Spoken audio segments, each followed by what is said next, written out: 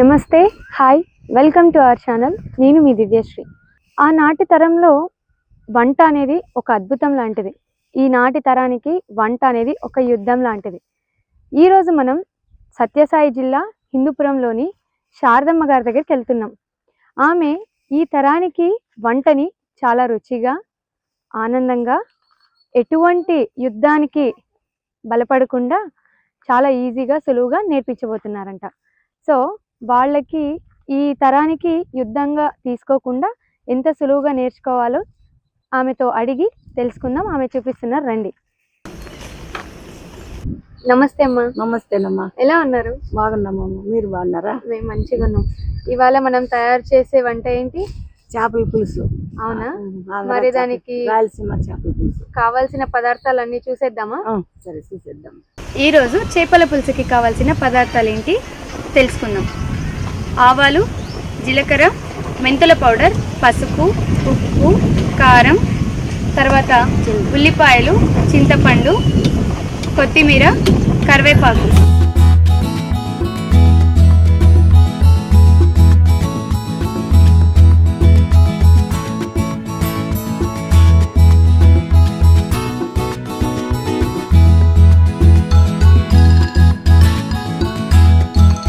మరి కావాల్సిన పదార్థాలు ఏంటో చూసేసాం కదండి. మరి ఇప్పుడు చేపల పులుసు ఎలా తయారు చేయాలో చూద్దామా? చూద్దాము. ఓకే.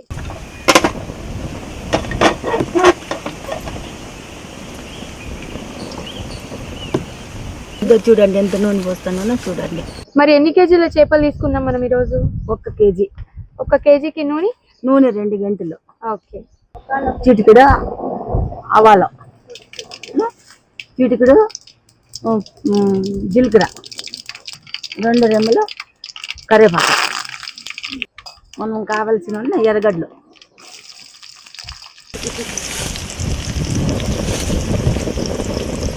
ఇది ఎర్రగా సిమ్ములో వేగల్లా. బాగా ఎర్రగా వేయించిన తర్వాత ఈ ఎర్రగడ్డలు పక్కన తీసుకోవాలి. పక్కన తీసుకున్న తర్వాత మళ్ళీ మనము వేసిన పదార్థాలు ఉంది కదా, ఐటమ్స్ అవంతా మిక్సీకి గ్రైండర్ చేసుకొని దీంట్లోకి వేయాల. వేసిన తర్వాత పులుసు పోయాల. ఇది ఎర్రగా వేగిన తర్వాత ఒక గిన్నెలోకి పక్కన చేసుకోవాల.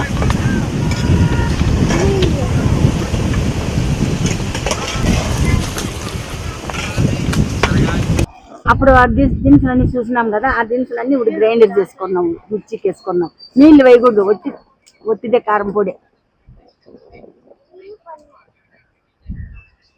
దీన్ని నూనెలో వేసి మరిగించాలా? నూనెలో వేసి బాగా ఎర్రగా ఉండాలి. మనకు తగినంత కారం, మనం ఎంత అనుకుంటే అంత కారం.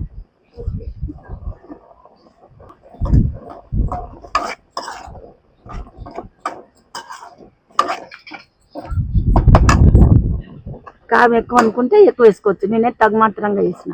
ఇది పచ్చివాసన పోయేంత వరకు మరిగించాలా? అవి వేయించాల, సిమ్ముల్లోనే వేయించాలి. ఓకే. ఇదేంటి? చింతపులుసు.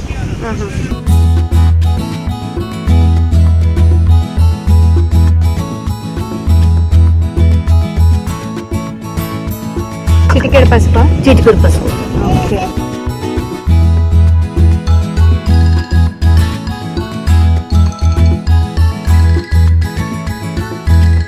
ఇది కాసేపు మరగనివ్వాలా? మరగల్ల, బాగా ఉడకల్ల, పచ్చివాసన పోయేదాకా మురగల్ల. ఓకే. తగినంత ఉప్పు. ఓకే.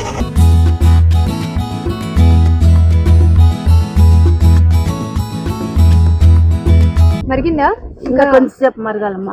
ఓకే. మరైతే మూత పెట్టేసి మరిగించేద్దామా? ఓకే. మరి మీరు ఈ వంటలు అనేటివి ఎప్పుడు నేర్చుకున్నారు పెద్దమ్మ? మా అత్తోళ్ళ ఇంట్లోనే. మా ఫ్యామిలీ పెద్దది, చాలా పెద్దది. అటు నుంచి మా అత్త దగ్గరే నేర్చుకున్నాం అన్ని. మీ అత్తగారే బాగా హెల్ప్ చేసేవారు అనమాట? హెల్ప్ బాగా చేసేవారు. మరి చేపల పులుసు అనేది మీరు తొందరగా నేర్చేసుకున్నారా? మా అత్త చేస్తున్నట్లే మేము చూసి నేర్చుకున్నాము. అప్పటి నుంచి మేమే మా అత్త నేర్పించిన తర్వాత. అదే చెప్పారు, చాలా మంచిగా చేస్తారు, అన్ని రకాల వంటలు చేస్తారు అన్నారు. మా అత్తలోనే అన్ని నేర్చుకోండి. పెళ్ళైన తర్వాతనే పెళ్లి కాకుండా.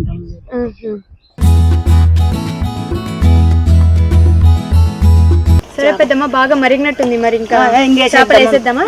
ఓకే.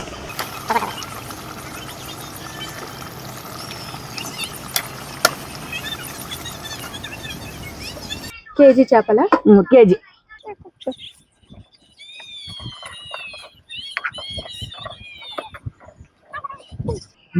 మూత పెట్టేస్తాము. ఓకే. మూత పెట్టేస్తే ఎంతసేపు ఉడకాలి? 10 నిమిషాలు. 10 నిమిషాలు. 10 నిమిషాలు అయిన తర్వాత ఆ, తీసేసిన తర్వాత మళ్ళా కొంచెం తెరిచేసి మళ్ళీ కొంచెం సేపు పెట్టుకోవాలి. Okay okay. 10 నిమిషాలు మరగాలి. మరగాలి 10 నిమిషాలు. ఓకే. మరి మీరు చెప్పినట్టు 10-15 నిమిషాలు అయిపోయింది. అయిపోయింది, మరి మూత తీసేద్దామా? తీసేద్దాం. ఓకే. చూడండి. ఓ, బాగా ఉడికిపోయింది.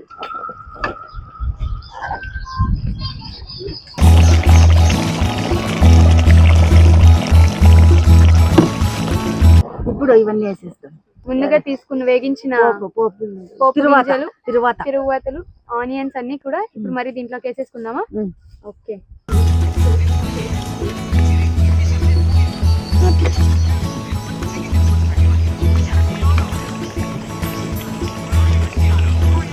మెంతుల పౌడర్ ఎర్రగా ఎంచుకొని వేసుకోండి పౌడర్ది. ఓకే. అది దీని మీద వేయాలి ఇప్పుడు. ఎందుకు వేస్తారు ఇలా? ఇది వాసన రాకుండా, కౌసు వాసన రాకుండా. Okay okay. చేపల్లో బాగా టేస్టీగా ఉంటుంది. ఎంత కొంచెం అంతే, ఒక చిటికెడు. చేపల పులుసు, చేపలు అనేది వాసన రాకుండా, ఆ కౌసు స్మెల్ రాకుండా నీట్ గా ఈ మెంతుల పౌడర్ అనేది వేసుకుంటే మనకి అలాంటి స్మెల్ ఎటువంటి స్మెల్ రాదు. ఓకే. అంతే.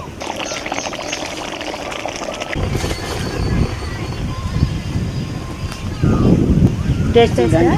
ఓకే. చూడండి. ఓ, సూపర్ ఉంది అసలు. చాలా బాగా వచ్చింది. అవునా? చాలా అదిరిపోయింది.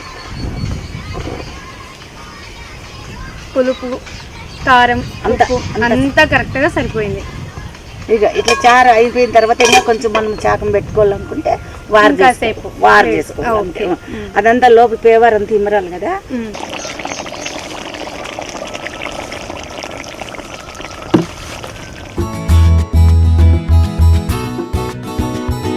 ఇవాళ శారదమ్మ చేతి వంట చేపల పులుసు తయారీ విధానం అంతా చూసేసాము. ఇప్పుడు టేస్ట్ కూడా ఎలా ఉందో ఒక్కసారి చూద్దాం.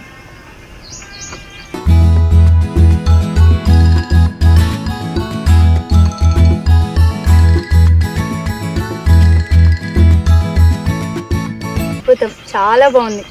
చాలా చక్కగా చేశారు. మీరు కూడా ఈ తయారీ విధానాన్ని చూశారు కదా, మరి ఇంకా ఆలస్యం ఎందుకు? మీ ఇంట్లో మీరు కూడా తయారు చేసేసేయండి.